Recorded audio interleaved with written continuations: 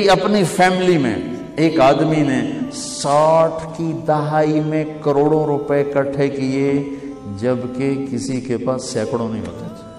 پورے ویسٹ پاکستان کے ایک محکمے کے چیف تھے، پورے ویسٹ پاکستان کے ایک محکمے کے چیف تھے، کروڑوں اکٹھے کیے۔ ان کے مرنے کے بعد ایک دن ان کا بیٹا کہہ رہا تھا، کاش ہمارا باپ ہمارے لیے حلال چھوڑ کے جاتا تو کوئی دن خوشی کا ہم بھی دیکھ لیتے۔ کاش ہمارا باپ ہمارے لیے حلال چھوڑ کے جاتا تو کوئی دن خوشی کا ہم بھی دیکھ لیتے۔ کیا فرمایا؟ من امسا کالن بعمل یدہ امسا مغفورا لہ، جو صبح سے شام تک حلال کمانے میں تھکتا ہے اس کے اس دن کے سارے گناہ معاف ہو جاتے۔ ایک صحابی سعد بن معاذ، وہ سامنے بیٹھے تھے تو ان کے ہاتھوں پہ نظر پڑی تو وہ سخت ہارڈ مزدوروں والے۔ آپ نے کہا سعد یہ تیرے ہاتھوں کو کیا ہوا، اتنے ہارڈ سخت کیوں ہیں؟ کہا یا رسول اللہ بچوں کے لیے سارا دن خود مزدوری کرتا ہوں تو یہ ہاتھ ہو گئے۔ تو دیکھو مجھے سارے۔ آپ نے سعد کا ہاتھ پکڑا اور سب کو دکھا کے اس کو ایسے چوما اور پھر فرمایا بچوں کو حلال کھلاتے ہوئے جو ہاتھ ایسے ہو جائے گا اس پہ دوزخ کی آگ حرام ہو جائے گا۔ آپ دفتر جا رہے ہیں حلال کما رہے ہیں، آپ جنت کما رہے ہیں۔ آپ بازار جا رہے ہیں حلال کما رہے ہیں، آپ جنت کما رہے ہیں۔ آپ کھیت میں ہل چلا رہے ہیں حلال کر رہے ہیں، آپ جنت کما رہے ہیں۔ اور یہ تھوڑا پیپر ہے، حلال تھوڑا ہوتا ہے، حرام زیادہ ہوتا ہے۔ یہ چھوٹا سا پیپر ہے اس میں، لیکن حلال میں برکت ہوتی ہے، حرام میں برکت نہیں ہوتی۔ بڑی پرانی بات ہے، ایک اللہ کے بڑے نیک بندے تھے، ان کے پاس میں بیٹھا ہوا تھا تو 2 صاحب آئے تو ان میں ایک کا حلیہ مجھے یاد ہے، ان کے ایک عجیب سے ایکشن کی وجہ سے خاکی جوڑا تھا پہنا ہوا، خاکی ٹوپی، بڑے گوگلز یہ ہمارے سبزواری کی طرف، تو آ کے بیٹھ گئے۔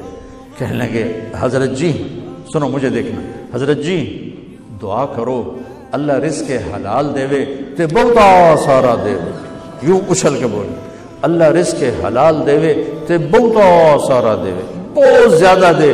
انہوں نے بڑے پولے منہ سے کہا حلال تا تھوڑا ہی لبو،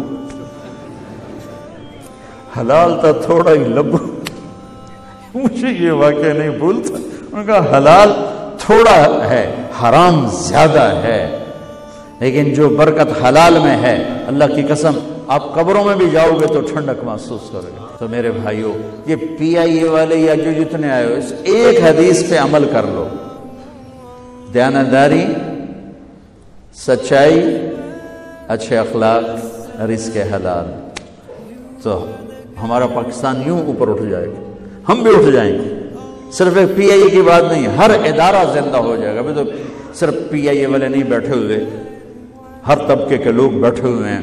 میرے بھائیو دیکھو میں ہاتھ جوڑتا ہوں، یہ جھولی پھیلاتا ہوں کہ اللہ کے واسطے سچ بولو، دھوکہ نہ دو، دیانتداری اور سچائی اور نبی والے اخلاق اور رزق حلال، یہ آپ کو کندن یعنی سونا بنا دے گا، دنیا بھی آپ کی ہے اور آخرت بھی آپ کی۔ رزق حرام، ایک واقعہ سنا کے دعا کرتے ہیں۔ یزید جب مرا تو دکان نہیں چھوڑی، فیکٹری نہیں چھوڑی، کوئی مل نہیں چھوڑی، کوئی 100-200 ایکڑ زمین نہیں چھوڑی، 3 بر اعظم کی حکومت چھوڑی۔